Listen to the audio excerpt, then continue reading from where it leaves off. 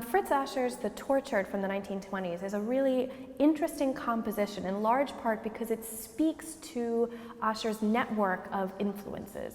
This, while on the surface, you have this image of struggle. You have a central nude male figure who's being bound and constrained by four different nude figures. An older man, toned red, a younger man, toned yellow, a sort of seductive purple female who's leaning over the central blue figure's shoulder, and you have a nude green female at the bottom right-hand side of the painting. On the surface, this looks like a scene of perhaps torture with the central figure trying to physically escape. But what I believe it actually is a scene of psychological torture. Ascher gives several cues and clues which let you know that this is meant to be an image which is representing internal states, internal psychological states. The first clue that you have is when you look at the central figure. The central male figure is incredibly strong. He makes a lot of effort to ensure that the musculature stands out. He uses very thick black highlights to kind of underscore the tension in the muscles. The central figure has a very large hand. This is meant to be a figure of incredible physical strength.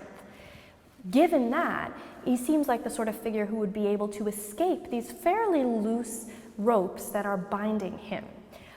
So it doesn't seem quite accurate that this very powerful, strong central figure would really be constrained by the fairly limited rope restraint.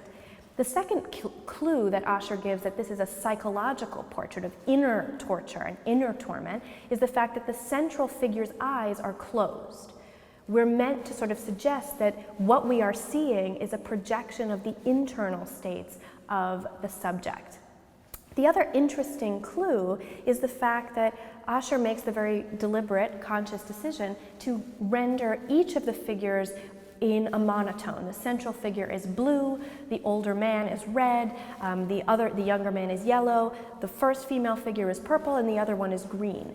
This is a approach which is consistent with Ascher's peers, who were interested in the visualization of more occult or spiritualist trends of the time, like theosophy or other forms of spiritualism.